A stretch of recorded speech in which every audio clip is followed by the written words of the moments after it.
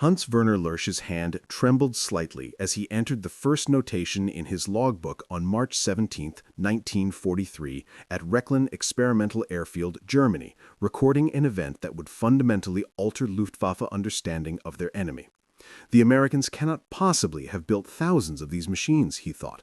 No nation could manufacture such complexity on an industrial scale while fighting a global war.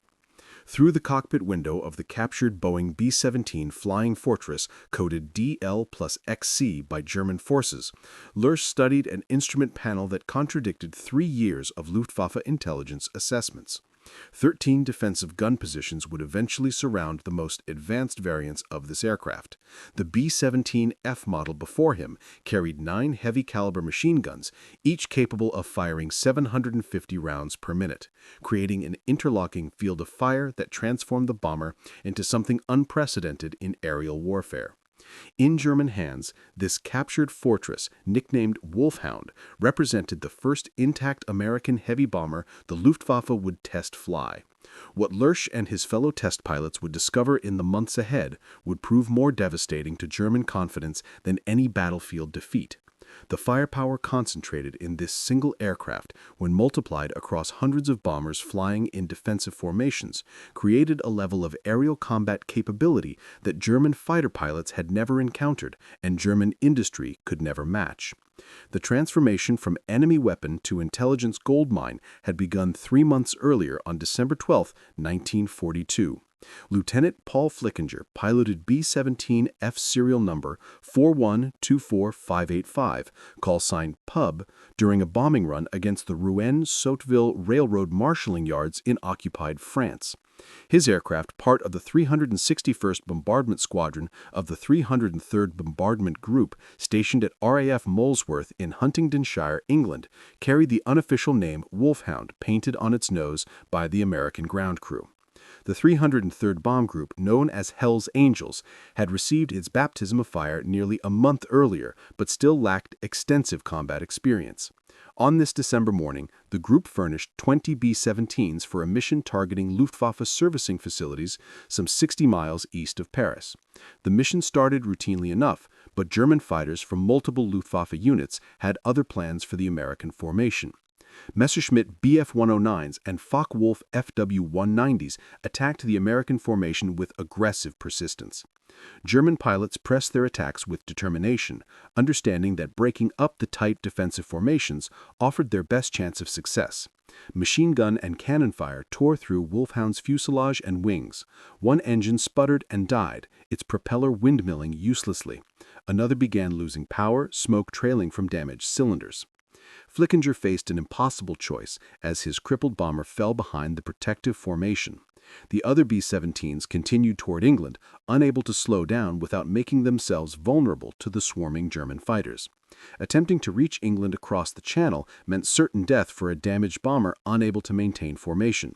Heading for neutral Switzerland or Sweden involved hundreds of miles over hostile territory with failing engines and pursuing fighters. The only option that offered his crew any chance of survival was an immediate emergency landing on enemy-controlled soil. Scanning the landscape below through breaks in the clouds and smoke from his damaged engines, Flickinger spotting what appeared to be a suitable field near Melun, France, approximately 60 miles southeast of Paris.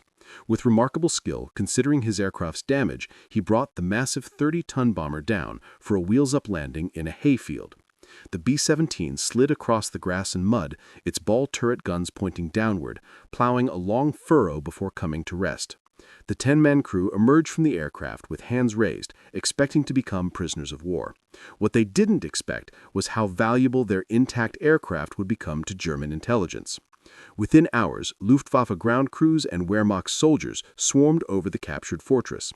Engineers photographed every system, every structural detail, every technological feature before the bomber could be damaged by souvenir hunters or sabotage.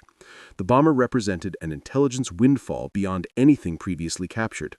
Most downed Allied aircraft arrived in pieces, scattered across fields and forests, their secrets buried in twisted metal and broken components. But Wolfhound sat nearly intact in a French field, a complete example of American heavy bomber technology ready for exploitation. German recovery specialists immediately recognized the prize before them. This was not just another crashed bomber to be stripped for scrap metal. This was the first B-17 Flying Fortress to fall into Luftwaffe hands in flyable condition. The capture represented an unprecedented opportunity to study American heavy bomber design, construction methods, defensive armament, and operational capabilities. German technicians worked quickly to transport the damaged but repairable bomber to Leeuwarden Airfield in the Netherlands, a major Luftwaffe base that had been developed from a pre-war Dutch civil airport.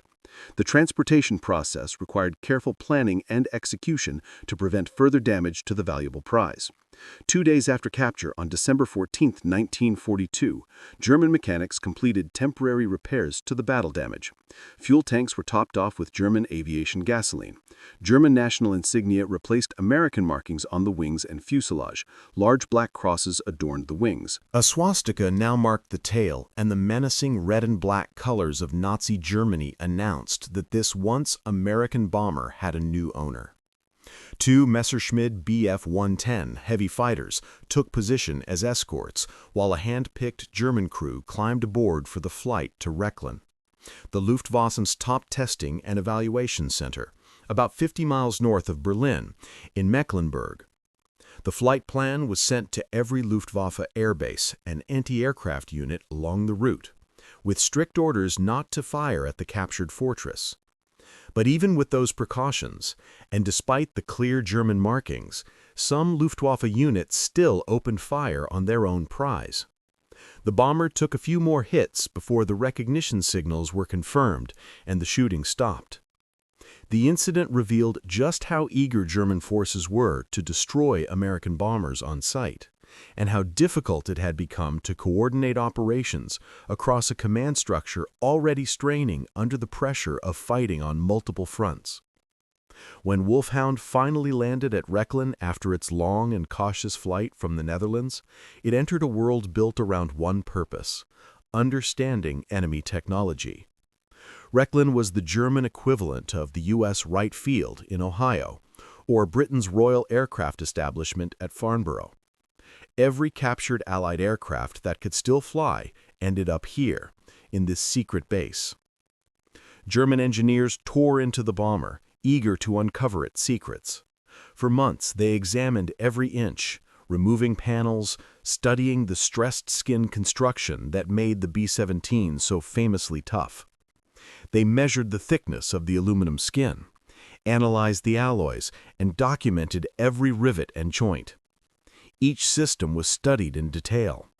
The electrical network, with its miles of wiring, revealed how Americans approached system integration. The hydraulic controls showed clever valve designs and pressure regulation. The oxygen system demonstrated a deep understanding of high-altitude flight. Even the intercom impressed them: clear communication despite the roar of 4 engines. They admired how the fuel system allowed pilots to balance the aircraft mid-flight, how the engine synchronization reduced workload, and how every component seemed designed for practicality. Everything was photographed, sketched, measured, and compared to German equivalents. The engineers were astonished. The B-17 revealed a manufacturing philosophy unlike anything in Germany. It wasn't just a bomber, it was a symbol of industrial might. Standardized parts, interchangeable components, simplified assembly, this was mass production on a level the Germans couldn't match. While German aircraft relied on skilled craftsmen to hand-fit parts, American bombers were built from modules that semi-skilled workers could assemble quickly with jigs and templates. To German planners, the implications were terrifying. If one captured bomber showed this level of industrial efficiency, how many could America build in a month, in a year? When they ran the numbers, the results were almost unbelievable and still underestimated reality. Then, on March 17, 1943, Wolfhound took to the skies again, this time under German control. Luftwaffe test pilot Flugkapitän Fuchs, chosen for his precision and skill, handled the maiden flight. The bomber flew beautifully, smooth, responsive, and surprisingly gentle for such a massive machine. American pilots had always praised the B-17's handling, and now the Germans saw why. The Fortress was stable, predictable, and balanced across its entire flight envelope. Even fully loaded at 30 tons, it flew with confidence and grace, a true marvel of engineering that embodied the power and precision of American industry. Even when the Germans deliberately shut down one or even two engines during test flights, the captured B-17 still stayed controllable. That explained why so many of these bombers, riddled with holes and half destroyed, still managed to limp back across the Channel to England, something almost no German bomber could have done. Over the spring of 1943, Luftwaffe pilots put Wolfhound through every kind of test imaginable. They studied its performance at high altitude and found it could fly comfortably above 25,000 feet, well beyond the effective range of most German anti-aircraft guns. The reduced air density up there slowed shells and threw off their aim, giving the bomber a huge survival advantage. Engine tests showed just how advanced the propeller system was. The Americans had built-in constant-speed propellers with automatic governors that kept each engine perfectly synchronized. That meant less stress on the pilot and smoother performance at every altitude. Formation flying trials proved something else: stability. The B-17 could hold its position with incredible precision. Now the Germans finally understood how American bombers could fly in those tight box-shaped formations that were so hard for fighters to break into without being torn apart by overlapping gunfire. This made the Fortress ideal for formation bombing, where dozens of aircraft had to hold perfect geometry under enemy fire. But for German tacticians, the most important tests were about the defensive weapons. Understanding the B-17's firepower became a top priority across every fighter unit in Western Europe. Pilots needed to know its blind spots, which attack angles offered any chance of survival, and how close they could get before being shredded by machine gun fire. The numbers alone were shocking. The B-17F carried 9 Browning .5 caliber machine guns arranged so their fields of fire overlapped and covered nearly every possible approach. Later versions, like the B-17G, would carry 13 guns thanks to new chin turrets and nose mounts. For comparison, German bombers like the Heinkel H-111 usually had only 6 or 7 guns, most of them weak 7.92 mm weapons. Even the sleek Junkers U-88 rarely carried more than 5 defensive guns. By contrast, the B-17's .5 caliber rounds could punch through armor, destroy engines, and kill pilots from over 600 yards away. Each bullet carried triple the energy of their German rifle caliber rounds, almost equal to their heaviest 13 mm weapons. Hans Werner Lerche, who would become Germany's most experienced test pilot for captured Allied aircraft, flew Wolfhound extensively throughout the spring and summer of 1943. Decades later, he described those flights in his memoir, Luftwaffe Test Pilot, Flying Captured Allied Aircraft of World War II. Lerche wasn't driven by ideology. He was curious, analytical, and deeply professional. His engineering background and natural flying instincts made him the perfect man for the job. Over the course of the war, he flew more than 125 different aircraft types without a single crash, an astonishing record that spoke to both his caution and his skill. When he first climbed into Wolfhound's cockpit, he had no manual, no training, no checklist, nothing. He learned everything by observation and experiment. He studied the instruments, guessed their functions, and tested his assumptions safely at altitude where a mistake wouldn't be instantly fatal. The American cockpit layout was completely different from what German pilots were used to. Instruments were centralized and standardized, meaning U.S. pilots could switch between aircraft types more easily. Circuit breakers replaced fuses, a small but brilliant detail that made repairs faster and safer. Hydraulic gauges were marked in pounds per square inch instead of kilograms per square centimeter, and even the throttle controls worked in reverse, pushing forward increased power instead of reducing it. But what impressed Lerche most was the sheer toughness of the plane. The B-17 could take damage that would instantly destroy any German bomber and keep flying. Its frame was built from thick aluminum alloys, reinforced with stress skin construction that spread stress evenly across the structure. Redundant systems meant one failure rarely doomed the mission. The fuel tanks sealed themselves after taking small arms hits, preventing fires. Armor plates protected key areas: the cockpit, the engines, the fuel lines. Every inch of it was built for survival. Lerche and other test pilots at Rechlin carried out mock combat trials to understand how to attack a B-17.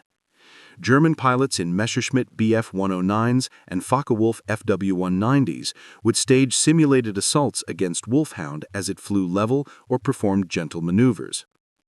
Ground observers photographed everything: attack angles, closing speeds, and how long a fighter stayed exposed to return fire. Cameramen even filmed the engagements from chase planes, turning those exercises into training films shown to fighter squadrons all across Germany and occupied Europe.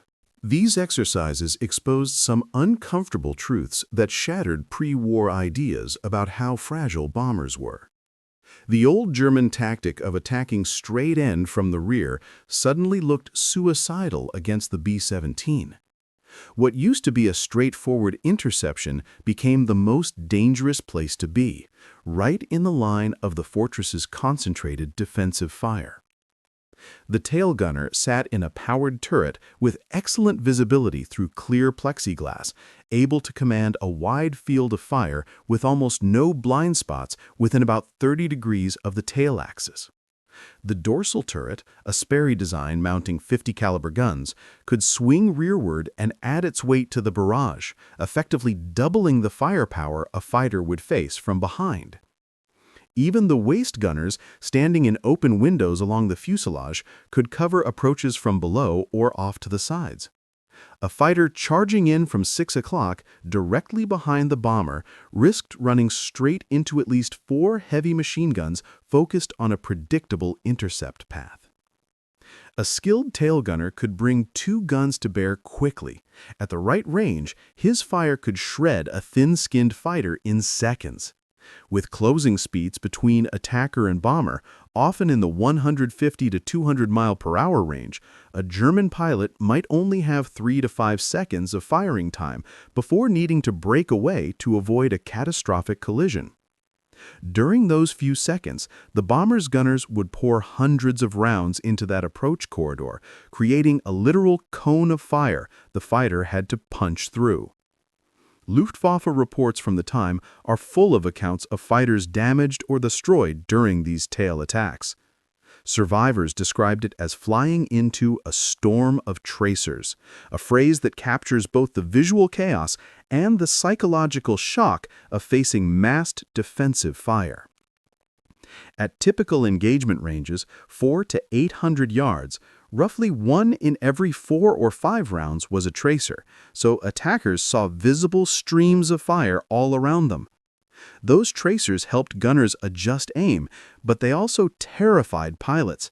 Facing walls of converging tracers from multiple fortresses, many German pilots instinctively broke off before they ever reached their ideal firing position, which seriously reduced their effectiveness even when actual hit probabilities were still low.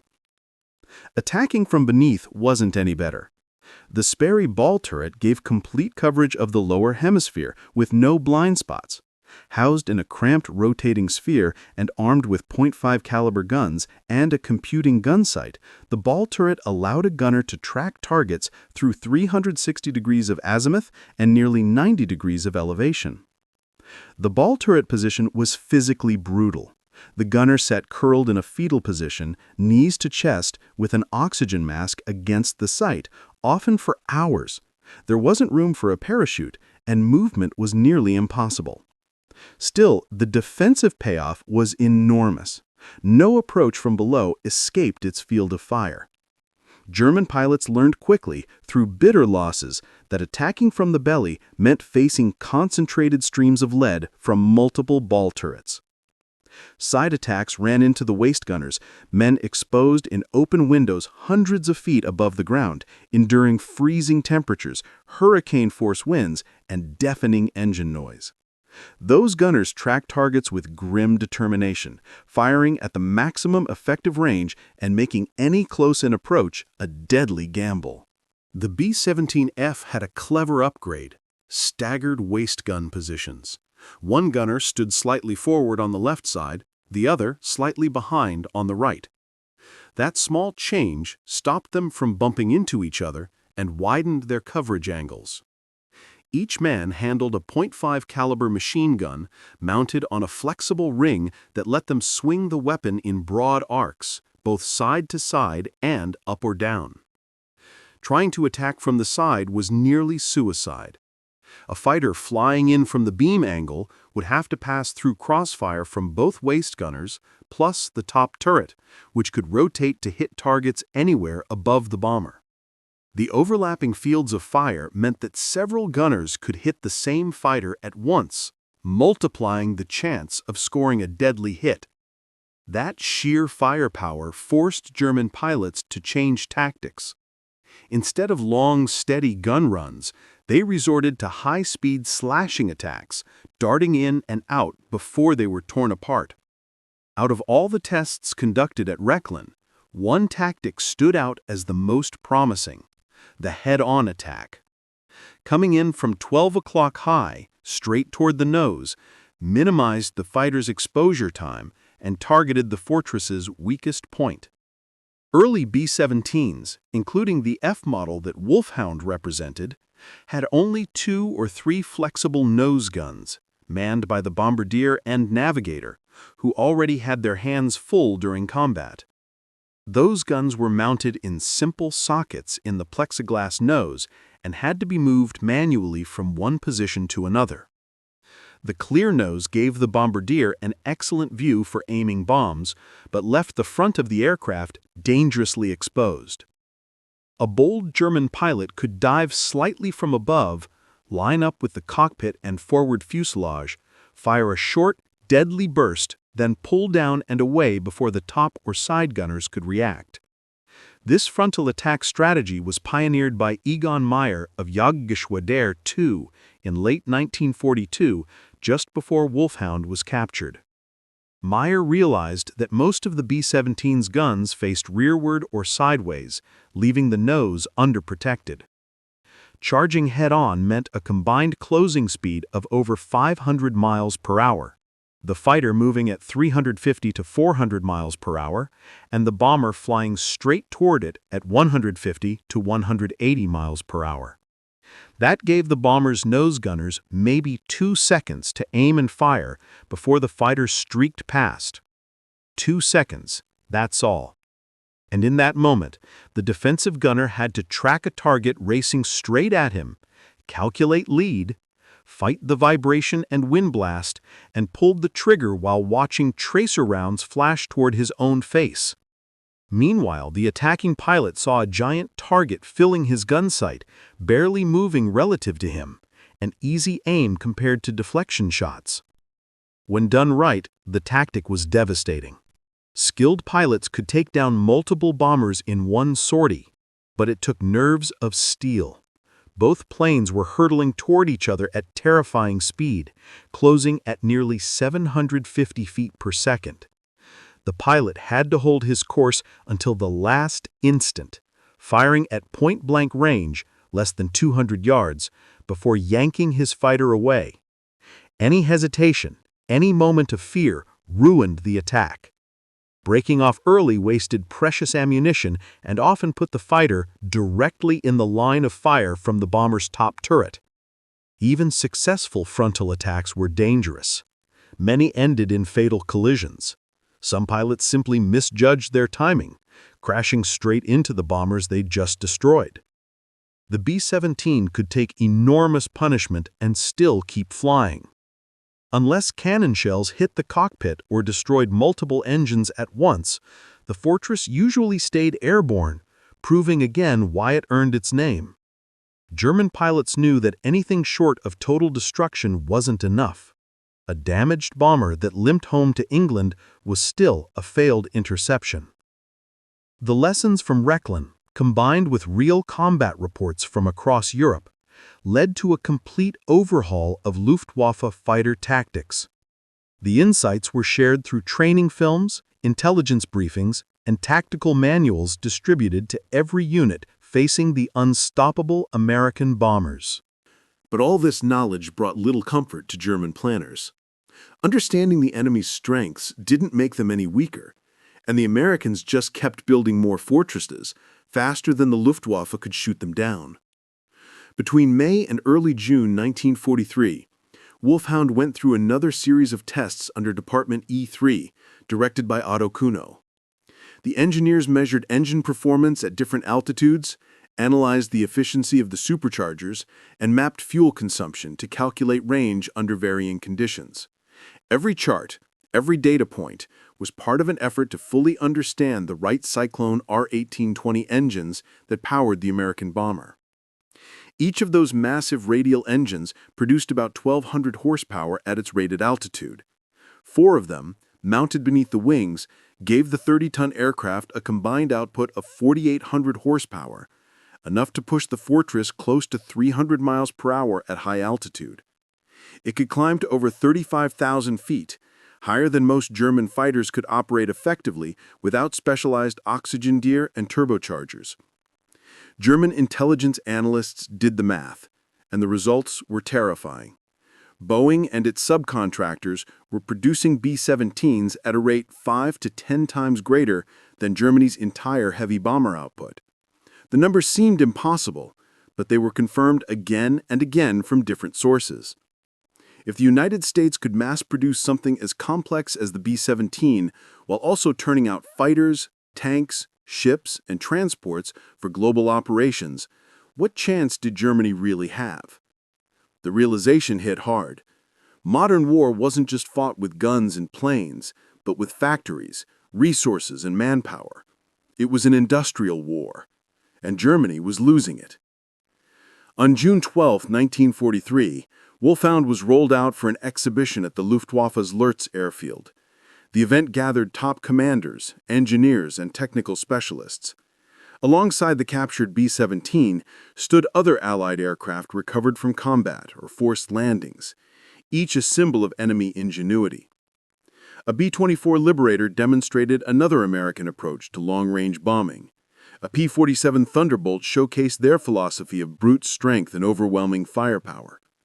The sleek P-51 Mustang warned of what was coming, long-range escorts that would soon fly side by side with bombers deep into the heart of Germany. Nearby stood a P-38 Lightning, with its unconventional twin-boom design that fascinated engineers. From Britain came an Avro Lancaster heavy bomber, a de Havilland Mosquito, the Wooden Wonder fast bomber, and a Hawker Typhoon, built for deadly ground attacks. Various Spitfire models rounded out the lineup, showing the evolution of British fighter design.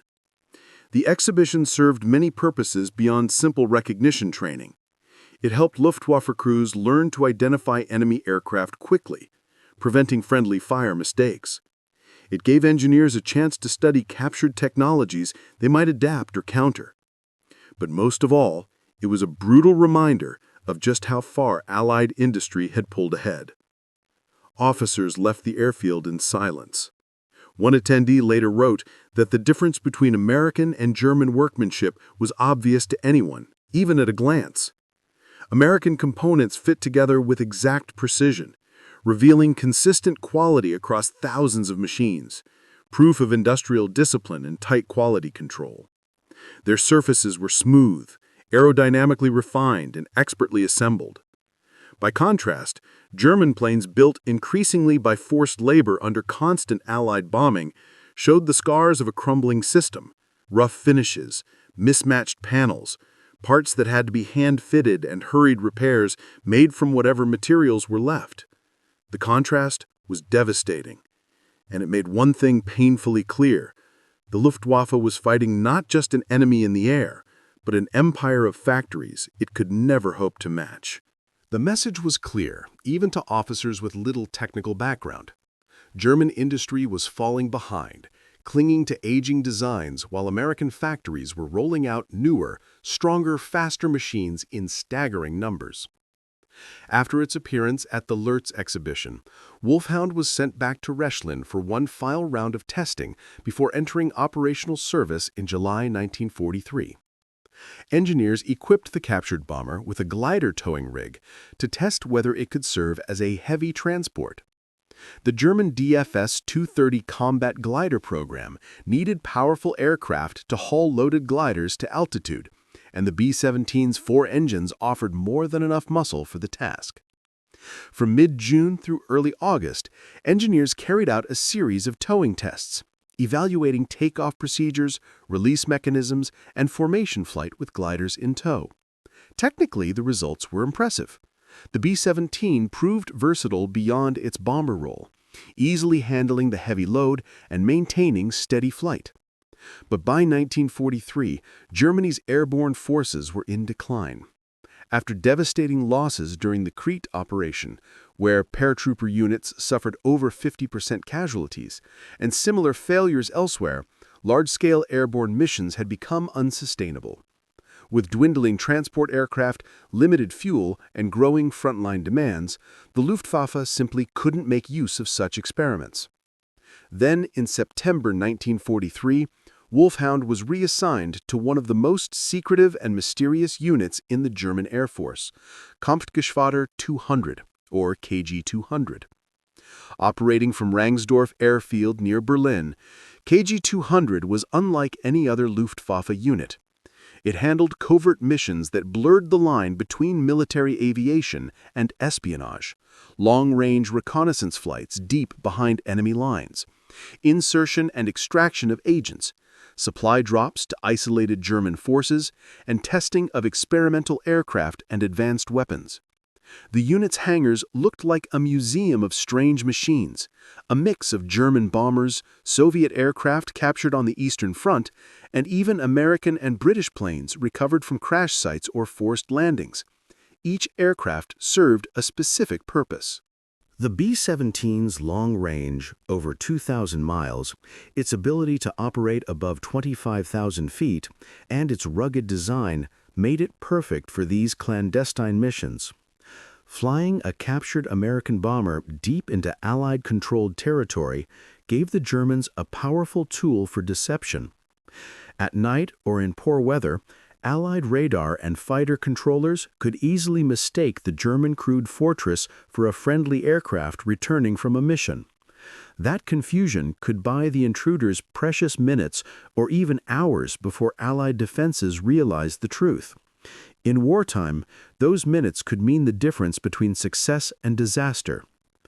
Even in daylight, a B-17 flying high could sometimes slip into American formations, gathering intelligence on tactics, flight patterns, or radio procedures before quietly peeling away. At Rangsdorf, Wolfhound received a new look for its new mission, a dark camouflage of blues and grays suited for night operations, replacing the bright test colors it once wore. On its fuselage, Luftwaffe codes beginning with A3+ were painted, marking it as part of KG-200 while concealing its exact role. Records later suggest Wolfhound was designated A3+AE, though some accounts hint it changed markings depending on the mission. Much of its story from this point on is shrouded in mystery. Most of KG-200's records were destroyed in the final months of the war or deliberately hidden by those involved. Some missions remained classified for decades. Still, post-war research revealed that KG-200 operated at least 4 captured B-17s between late 1943 and mid-1944, possibly more at its peak. These aircraft flew secret missions across Europe, the Mediterranean, the Middle East, and even North Africa, silent shadows of the sky, flying under the very flags they once fought against. Some of KG-200's missions were relatively straightforward, transporting key personnel or critical cargo to isolated German garrisons cut off by Allied advances, or to units still fighting behind enemy lines. Others were far more dangerous, inserting intelligence agents deep into Allied-held territory through nighttime parachute drops or high-altitude bailouts, where the agent would drift down miles away from where the aircraft appeared to be headed. Several missions involved reconnaissance, photographing Allied ports where invasion fleets might be forming, airfields crammed with bombers, and stockpiles that hinted at future operations. The most secret assignments, however, remain buried to this day. Their details died with the few who carried them out. Meanwhile, Hans Werner Lerche continued to fly other captured B-17s that reached Rechlin after Wolfhound was transferred to KG-200. On October 9, 1943, one such bomber, B-17F serial number 4230336, nicknamed Miss Nani 2 by its American crew, was forced to crash land in a field at Norholm Estate in Denmark after an engine failure on a mission over Germany. The American crew bailed out, but their pilot managed a near-perfect belly landing, proving again just how forgiving the Flying Fortress could be. German recovery teams moved fast. They knew how valuable an intact B-17 was. Lerche himself flew the bomber out of that muddy Danish field, first to Esbjerg, then on to Rechlin, without manuals, training, or even a checkout flight. The fact that he could safely fly an unfamiliar American bomber straight off a farm field said everything about his remarkable skill and about the B-17's forgiving flight characteristics. Renamed 7+8 under German markings, Miss Nani 2 served as a test aircraft well into late 1944. Each new captured fortress gave engineers another chance to study the design. They compared production batches, noting subtle changes and improvements that hinted at new American tactics or countermeasures to expect. Engineers also tested ammunition effectiveness against the B-17 structure. Their findings were sobering. The standard 20mm cannons on German fighters were barely adequate. Only the heavier 30mm guns could reliably destroy a fortress with a few direct hits. But getting close enough to land those hits was another story entirely. By 1943, German test pilots had come to understand that the B-17 represented the absolute pinnacle of American bomber design, a machine that had changed the rules of aerial warfare. Their calculations painted an astonishing picture. The final model, the B-17G, carried 13 Browning M2 50-caliber machine guns, arranged to provide complete defensive coverage. Each fired between 750 and 800 rounds per minute, and each gun position could maintain sustained bursts for minutes at a time, limited only by ammunition and heat buildup. A single B-17G typically carried about 7,500 rounds of ammunition, carefully distributed to balance firepower and weight. The tail turret alone carried 1,000 rounds, the top turret nearly as much. Even the cramped ball turret below had 250 to 500 rounds per gun. Waist gunners had 600 to 800 each, while the nose and chin turrets carried similar loads. When German analysts at Rechlin calculated the fortress's full potential firepower, the results were staggering. 13 guns firing 750 rounds per minute meant nearly 10,000 rounds every 60 seconds. Put another way, a single B-17 could unleash about 160 50-caliber bullets every second. No fighter on Earth could fly straight into that storm and expect to survive. And of course, American bombers never flew alone. Their entire daylight bombing strategy depended on tight formations that provided mutual defense. Colonel Curtis LeMay's combat box formation placed bombers in three-dimensional stacks so that each aircraft's guns could protect its neighbors. 3 planes made up a squadron element. 3 elements formed a 9-ship box, and 3 of those boxes created a 27-plane group. Some flew even larger, up to 36 bombers per group.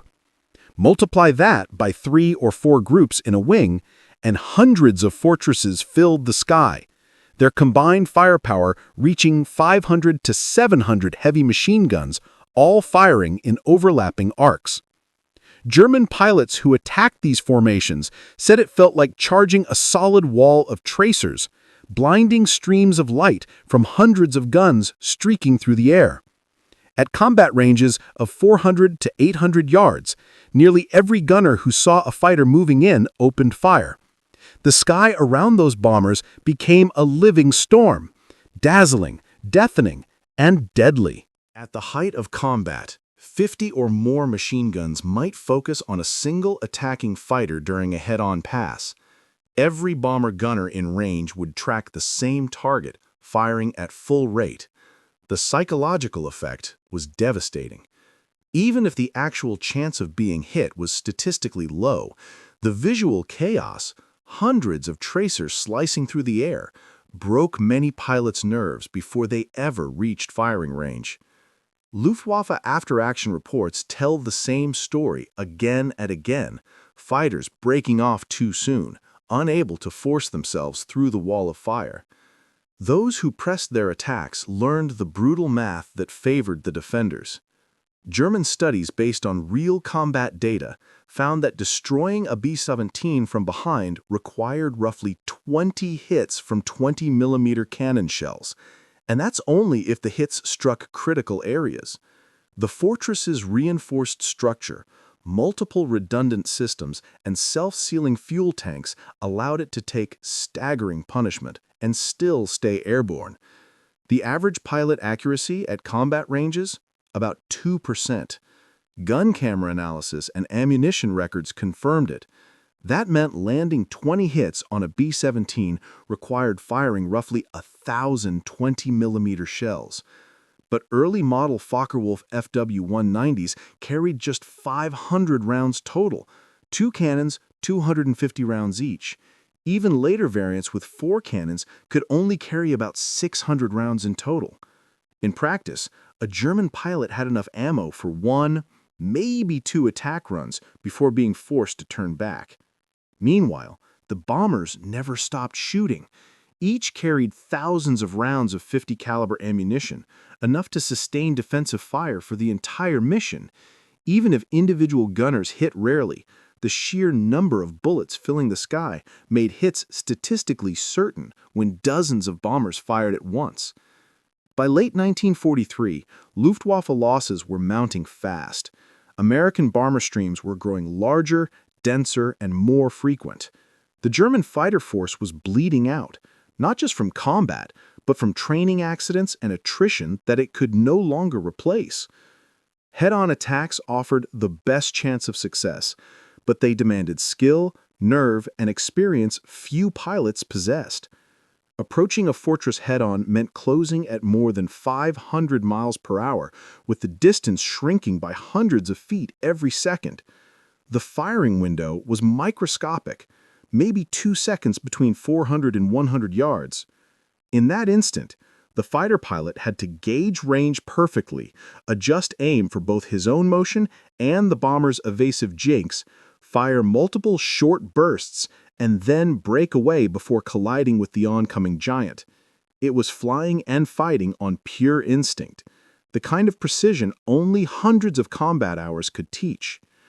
That's why the captured B-17 at Rechlin was so valuable. German pilots could finally study their target up close, not just from gun camera footage, but in person. They walked around the aircraft, noting every gun position and blind spot. They crawled through the narrow fuselage, experiencing the cramped, freezing environment the American crews endured. They sat in the turrets, tested gun traverse angles, and learned exactly where the defensive fields of fire overlapped and where they didn't. Then they flew training missions. The captured fortress would perform simulated evasive maneuvers while German fighters practiced attack angles, approach speeds, and firing solutions, all to find those few attack paths that might offer a chance of survival. The training worked, at least for the veterans. Experienced pilots learned how to exploit the fortress's few weaknesses. But by late 1943, those veterans were dying faster than Germany could replace them. The new recruits, barely out of flight school, lacked the hours, the instincts, and the discipline to execute complex attacks under fire. Some broke off too soon. Others held on too long and collided with their targets. Most simply never made it home. As the air war intensified, the Americans kept improving their bombers, learning from every mission, every loss, and every crew report that came back from the skies over Europe. By late summer 1943, the new B-17G rolled out, the most advanced flying fortress yet. Its most distinctive feature was the chin turret mounted beneath the nose, a remote-controlled system armed with twin 50-caliber machine guns, operated by the bombardier through a computing gun sight. This addition turned the fortress's once vulnerable front into a deadly kill zone. Suddenly, the head-on attacks that had made German aces famous were suicide runs. The chin turret could track fighters all the way through their approach, pouring fire along the exact intercept path. Combined with the cheek guns manned by the bombardier and navigator, plus the top turret's forward firing pair, the B-17G could now direct 6 to 8 heavy machine guns toward a frontal attacker. The defensive cone it created was almost impenetrable. Once again, the Luftwaffe had to adapt. Pilots began diving from steep, high angles, attacking from above and ahead, where the bombers' guns couldn't elevate far enough. Others tried slipping in from beneath the nose, staying below the chin turret's depression range, while avoiding the ball turret's deadly coverage. Still others turned to standoff weapons, unguided rockets fired from beyond the reach of 50-caliber guns. The Werfer Granate 21, a 21-centimeter rocket launched from underwing tubes, carried a massive high-explosive warhead meant to shatter bomber formations with shock waves and fragmentation rather than precision. Even near misses could damage multiple aircraft or trigger collisions as startled crews took evasive action.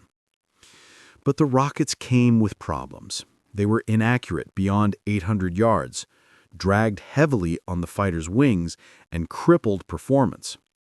The rocket-armed interceptors became easy prey for the new American escort fighters, the long-range P-51 Mustangs and P-47 Thunderbolts, which by 1944 could escort bombers all the way to Berlin and back.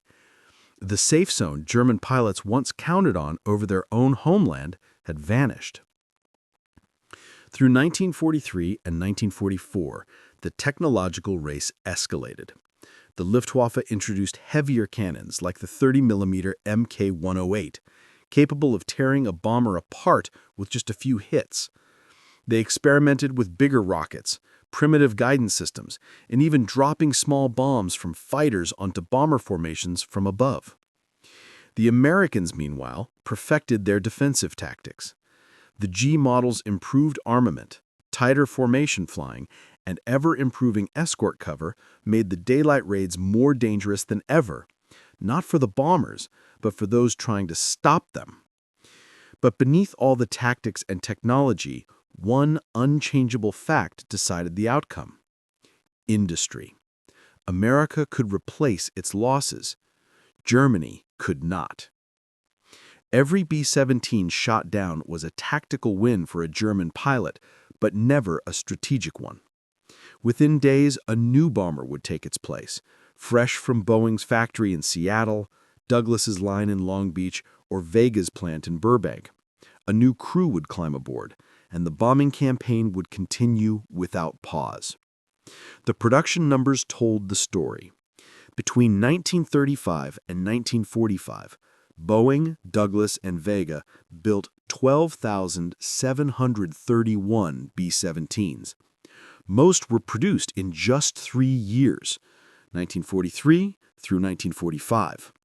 Boeing alone rolled out nearly 7,000 fortresses, at one point producing more than 360 a month, over 12 a day, from a single plant. To German observers, those numbers seemed impossible, yet every intelligence report confirmed them. By comparison, Germany's only heavy bomber, the Heinkel 177, never came close. Designed with a complex twin-engine coupling system that caused chronic fires and mechanical failures, it proved unreliable and dangerous. Fewer than 1,100 were built, and many squadrons refused to fly them. Germany's failure to produce a true heavy bomber fleet, or even to sustain mass production, wasn't just a technical issue, it was structural. Fragmented industrial planning, resource shortages, and constant Allied bombing crippled what had once been the most advanced aviation industry in the world. When German pilots were shown these American production statistics in intelligence briefings, the effect was crushing. They realized what it meant. Every fortress they risked their lives to destroy would be replaced tenfold within a week. The question spread quietly through fighter bases across Germany. What's the point? Why die for a victory that vanishes by the next sortie? At Rechlin, German engineers studying the captured B-17s saw firsthand how America achieved those impossible production rates. The secret wasn't magic, it was organization. The fortresses were built from modular sections, subassemblies produced in different factories across the United States, then shipped and fitted together with perfect precision at final assembly plants.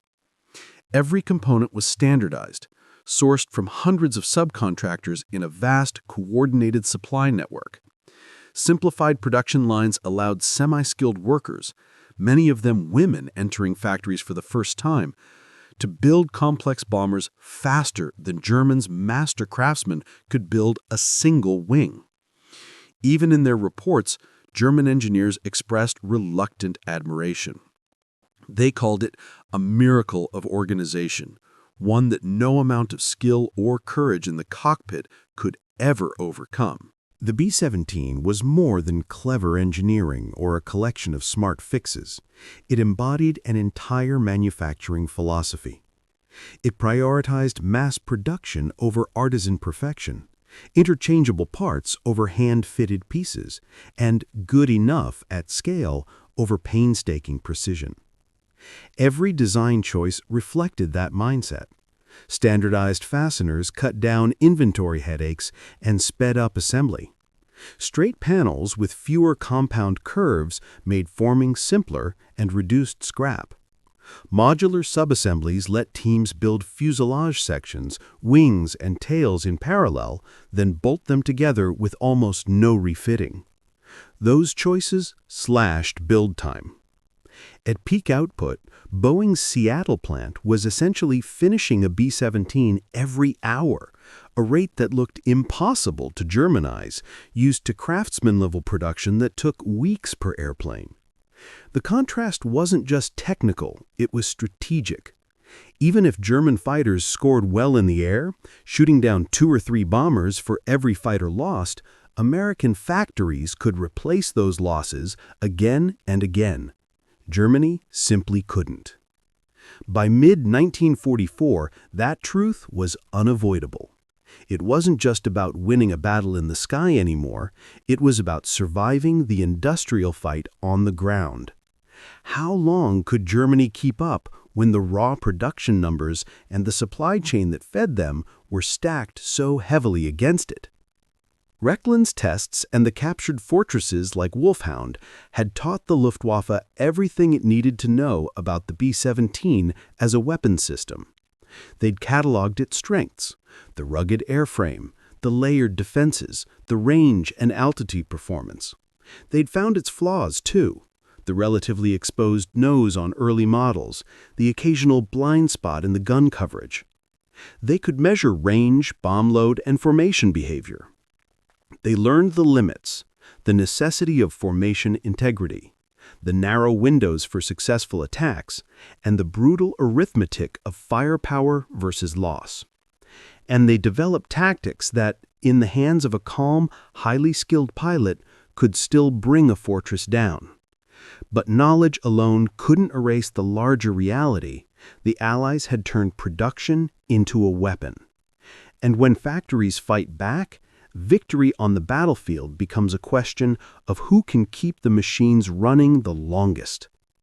But all that knowledge couldn't change the cold arithmetic of industrial warfare. For every German pilot who learned to attack a B-17 effectively through training at Rechlin or through bitter combat experience, America trained 10 new bomber crews. For every flying fortress that fell in flames over Germany, 5 more rolled off the assembly lines back home. Each successful interception that disrupted a bombing raid was met a week later by a dozen more raids, larger, tighter, and deadlier. The B-17's fearsome defensive firepower, which had so impressed German engineers, was only one part of a much larger system, a complete machine of strategy, logistics, and production. The Flying Fortress combined everything the U.S. industrial engine could deliver. Range beyond 2,000 miles, ceilings above 25,000 feet, bomb loads up to 8,000 pounds, rugged construction that could shrug off damage, and the kind of defensive armament that made attacking it an act of near suicide. Multiplied across hundreds of aircraft flying in disciplined formations, it became more than a bomber. It became a weaponized expression of industrial power itself. Luftwaffe General Adolf Galland, one of Germany's most respected fighter aces with over 100 victories, later wrote at length about the nightmare of facing the American daylight bombing campaign. He admitted that on an individual level, German pilots were often better trained and more experienced than the American crews they fought. The late-war Focke-Wulf 190D Longnose and the Messerschmitt Bf-109K could outperform the B-17 in every measurable way: faster, higher climbing, more agile, and armed with heavy cannons that could blow a bomber apart with a few hits. But none of that mattered. Despite every tactical success, the bombing campaign rolled on. American factories built replacements faster than the Luftwaffe could destroy them. In his post-war writings, Galland placed that single fact, America's overwhelming industrial capacity, at the top of the list of reasons Germany lost the air war. At Rechlin, German engineers had seen the truth up close. They dismantled every captured B-17, examined every component, and studied every system in exhaustive detail. What they found inspired both admiration and despair. The fortress wasn't flashy. It was practical, durable, and brilliantly organized. It represented the best of mature engineering, not innovation for its own sake, but reliability, efficiency, and the power of mass production. No amount of tactical brilliance or individual heroism could balance that equation in a war of attrition. Hans Werner Lerche, the man who had flown more captured aircraft than anyone in the Luftwaffe, over 125 different types, reflected the same respect in his post-war writings. He admired Allied technology, but his words carried a quiet bitterness toward Germany's inability to match the Allies' industrial efficiency.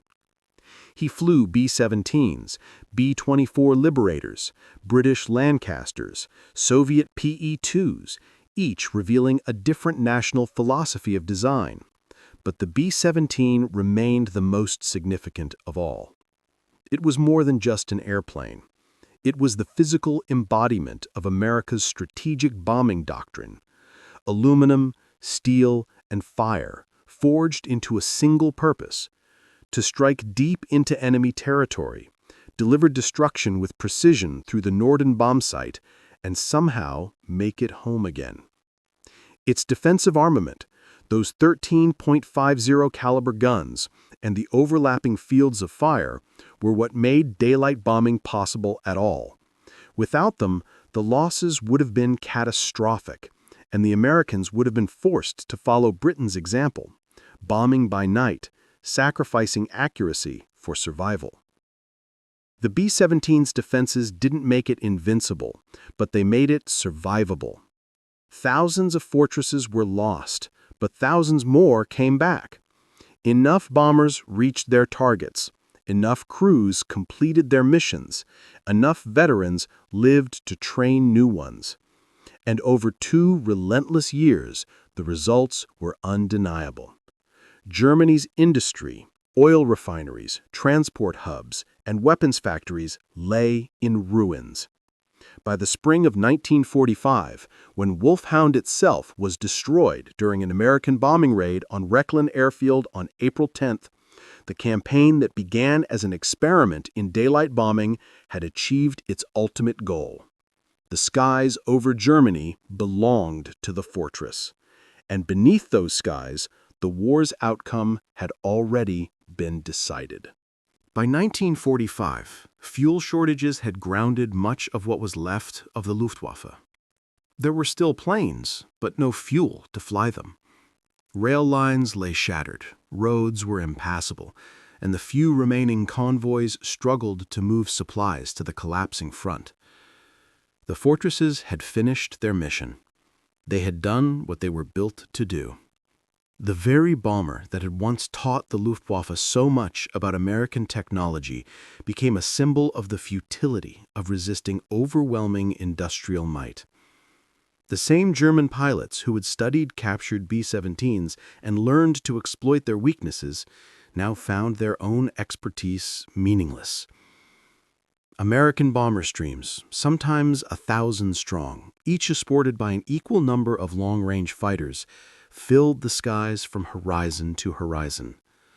No amount of skill or bravery could change the outcome.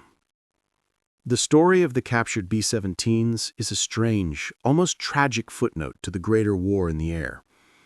Built by American hands, flown by American crews, shot down by German fire, and then resurrected to fly for the Luftwaffe. They became windows into the enemy's mind. They revealed how the Allies thought, built, and fought. German engineers learned what to admire and what they could never match. The captured fortresses trained fighter pilots in recognition and attack tactics that saved lives. They supported covert missions behind enemy lines, delivered supplies, and gathered intelligence. For a brief moment, they served the German war effort in small but useful ways. Yet, in doing so, they also revealed the hopeless imbalance that defined the conflict. Every hour spent repairing a captured bomber was an hour stolen from Germany's own production lines. Every gallon of precious fuel burned in testing was fuel denied to combat operations. Every round fired during evaluation was one less bullet for the front. Meanwhile, across the Atlantic, American factories were turning out more B-17s every single day than Germany could destroy in a month. The scale remains staggering, even 8 decades later. Boeing's Plant 2 in Seattle alone built 6,981 fortresses. Douglas added 3,000 more from Long Beach. Vega in Burbank contributed another 2,750. In total, 12,731 B-17s left American factories, each one a machine of 40,000 individual parts, powered by 4 Wright Cyclone engines and armed with up to 13 heavy machine guns. Germany, by comparison, never produced even 2,000 4-engine bombers throughout the entire war. Despite pioneering the very idea of strategic bombing in the 1930s. The reason was far deeper than factory space or machinery. It was a question of philosophy. American doctrine emphasized long-range strategic bombing, striking the enemy's heart from the air, while Germany built its air force around short-range tactical support, designed to win fast wars on nearby battlefields. Geography played its part too. American factories operated in safety behind 2 vast oceans, free from enemy bombing. German industry, by 1944, worked in ruins under constant attack. Skilled engineers were conscripted or killed, while the factories that remained were filled with untrained labor and forced workers. Education, manpower, and leadership all tilted the same way. American universities turned out thousands of engineers and managers each year. Germany's rigid command structure and ideological interference suffocated flexibility. Competing bureaucracies slowed decisions while Allied bombs destroyed the means to act. Together, these forces built the decisive imbalance. The B-17 was just one aircraft, but it symbolized something much larger: the full machinery of American industry mobilized for total war. When Luftwaffe officers stood beside Wolfhound at Rechlin, inspecting its construction, testing its systems, and flying its missions, they weren't just studying a bomber. They were studying the power of an industrial civilization built for endurance. And the lesson was brutal in its simplicity. You cannot defeat an enemy who builds faster than you can destroy, who trains faster than you can kill, and who produces more bombs than your entire nation can manufacture in a year. The real secret of the Flying Fortress wasn't in its 13 machine guns. It was in the factories, the supply chains, the workers, and the system that created them. The true arsenal of democracy. By 1945, no amount of courage, brilliance, or tactical genius could overcome the sheer weight of American production. The math alone had already decided the outcome. Hans Werner Lurche, after flying dozens of captured Allied aircraft and witnessing their quality firsthand, later wrote that Germany had already lost the war by 1943, not in the skies, but in the factories. It was, he said, a defeat proven by mathematics. The arithmetic of war had become unforgiving. For every German fighter built, the Allies produced 10. For every pilot trained, the Americans trained entire squadrons. For every raid intercepted, a dozen more followed the next week. The Luftwaffe's test flights at Rechlin answered tactical questions: where to attack, which systems were vulnerable, which approaches offered the best odds of survival, but they could never answer the one question that truly mattered. How do you stop 10,000 bombers when you can barely build 1,000 fighters a year? How do you defend your cities when your pilots fly until they are killed, wounded, or too exhausted to continue? How do you sustain morale when every worker knows that, sooner or later, the bombs will fall on their factory? There were no answers. Germany had started a war of conquest, gambling on quick victories before its enemies could mobilize. But when the war turned into a test of endurance, an industrial slugging match, its fate was sealed years earlier by choices made in the 1930s. The B-17 Flying Fortress, with its 4 roaring engines, 13 guns spitting 160 rounds per second, and its ability to fly home torn and burning, was more than a machine of war. It was a statement, the embodiment of an industrial civilization's power to build, adapt, and endure. The bombers came every day, in greater numbers, with stronger escorts and deadlier precision. German aces learned to respect the fortresses even as they tried to destroy them. They admired their strength, their engineering, and the discipline of the crews who flew them through hell and back. But respect didn't change the outcome. Knowledge didn't create fuel or factories or pilots fast enough to replace the fallen. By late 1944, most of the captured fortresses in German hands had been destroyed by Allied bombs, lack of parts, or simply exhaustion. A few kept flying with KG-200 until the very end, but by then their purpose had faded. The Luftwaffe had learned everything there was to know about the B-17, its blind spots, its weaknesses, its secrets, and none of it mattered anymore. A handful of German pilots still fought on, achieving extraordinary feats against impossible odds, but for every veteran who survived long enough to master those tactics, 10 young men died on their first or second mission. The average lifespan of a German day fighter pilot by 1944 was measured in weeks. Across the Channel, the Americans rotated their crews home after 25, then 35 missions. Survivors became instructors, passing on lessons bought with blood. Their experience lived on. Their enemies' experience died with them.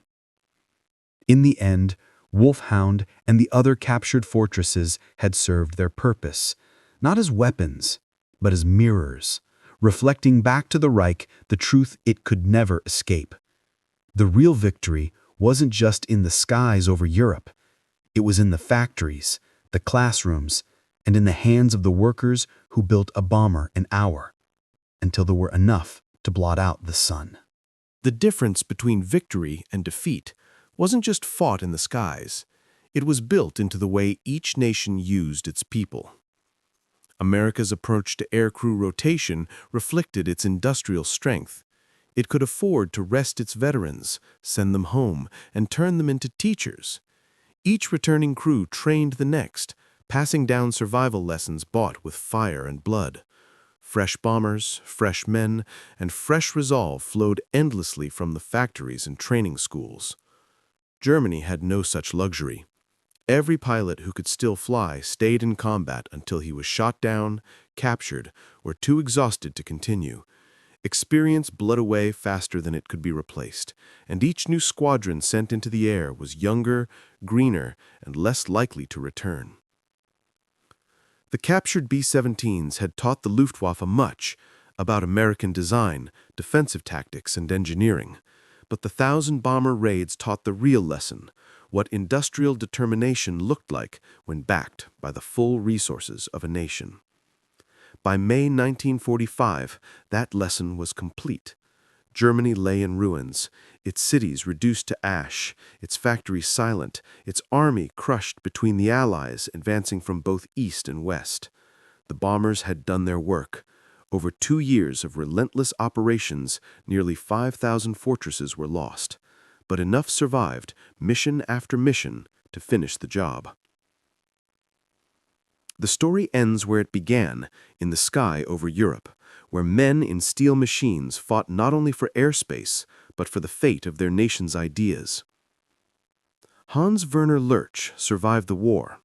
He lived until 1991, long enough to write his memoirs and share what he had learned, a man who respected his enemies even as he fought them. He remained proud of his skill and his service, yet he never denied the inevitability of defeat once he understood the scale of America's industrial mobilization. His expertise made him valuable after the war. Allied intelligence sought his insight into German and captured Allied aircraft, and he contributed to several post-war aviation studies. Wolfhound, the first intact B-17 captured by the Luftwaffe, had served from December 1922 until its destruction in April 1945. In those 2.5 years, it became more than just a bomber. It was a classroom, a laboratory, a symbol. It taught German engineers and pilots everything they needed to know about the fortress, and in the process revealed the one truth they could never overcome. Knowing your enemy's strengths doesn't make them disappear. You can understand every bolt, every system, every gun, and still lose the war they were built to win. Those 13 machine guns that once fascinated test pilots at Rechlin weren't just weapons. They were the embodiment of an idea, America's belief that power came from production, that victory came not from perfection, but from scale. Overwhelming firepower through overwhelming industry. And in that sense, the B-17 Flying Fortress was not just a bomber. It was America itself, forged in aluminum and steel, carried on the wings of 1,000 engines, and made unstoppable by the hands that built it. Mutual support, formation discipline, overlapping arcs of fire. Every design choice of the B-17 reflected the same philosophy: survive long enough to finish the mission. Each fortress covered the others, turning a single bomber into part of a living, breathing machine of war. It was a philosophy that worked, though at a terrible cost.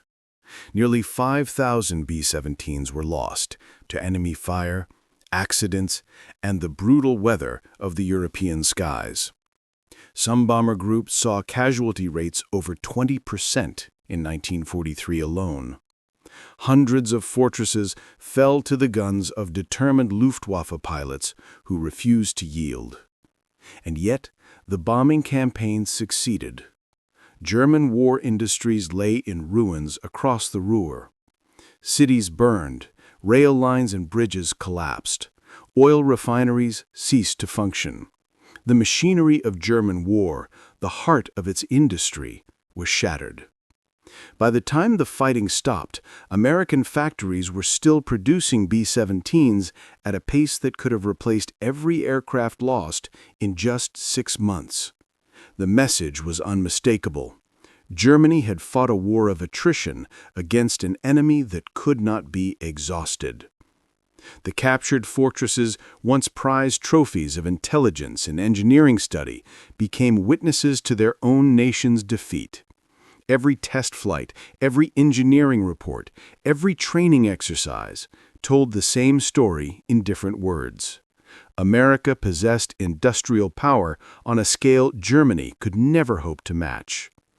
The B-17's defensive guns inspired awe. The interlocking fire, the long-range accuracy, the sheer destructive power. But they were only the surface. The real weapon was the factory floor. The assembly lines in Seattle, Long Beach, and Burbank. The supply chains that spanned a continent. The workers who built bombers faster than the Luftwaffe could shoot them down. That was America's true firepower. The arsenal of democracy. Once unleashed, unstoppable. The fortresses came in their hundreds. The bombs fell on their targets. And with them, Germany's war came to an end. The captured B-17s could teach tactics. They could reveal weak points. But they could never change the outcome written by industry, mathematics, and time. In the end, the roar of the flying fortresses was more than the sound of engines. It was the sound of history turning, of an industrial civilization proving that in modern war, victory belongs not only to those who fight hardest, but to those who can build the longest.